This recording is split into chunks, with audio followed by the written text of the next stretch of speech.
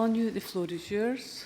Thank you, Lord Provost. I rise to move the motion in my name to reaffirm this Council's solidarity with Palestine. And before I get into my speech, I'll probably say that if there is an opportunity to find a composite here today, I hope members are primed to speak just as eloquently to create the time necessary to do that. So this debate is timely. So today, the 15th of May, is Nakba Day, and Nakba in Arabic means catastrophe.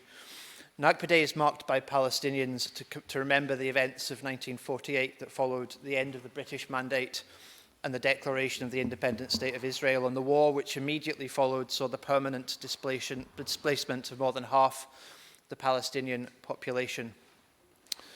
The United Nations Special Committee on Palestinian Rights has been clear that the Nakba of 1948 and of today are not separate events, but they're part of an ongoing enterprise of displacement and replacement. There are today 6 million Palestinians living as refugees, many under occupation, and those in Gaza now are being forced, giving an option of effectively move or starve.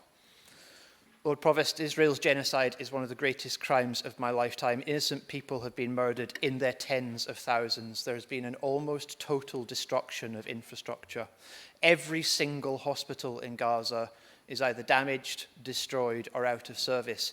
1,400 healthcare workers have been killed.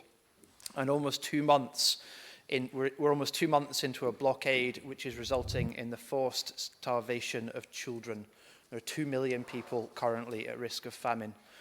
And now we are openly seeing moves towards full ethnic cleansing, a stated aim from Israel to capture territory, to clear it, and to support settlement expansion. And while this happens, just like in previous genocides in Myanmar, in Rwanda, in Srebrenica, the world watches on.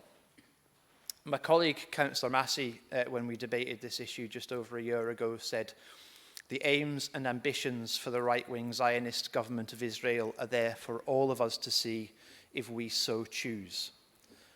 The problem is that far too many in the international community, including the UK government and many corporate interests, have chosen not to see that.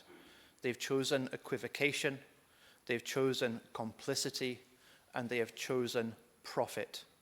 And they are still choosing those things.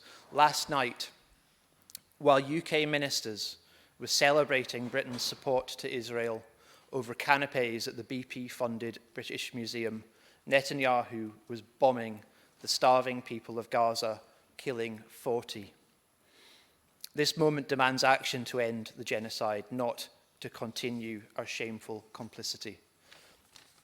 This council has already made a different choice, to make sure that we as a council have no part directly or indirectly in supporting Israel's genocide. That work is vital and must be concluded thoroughly and at pace.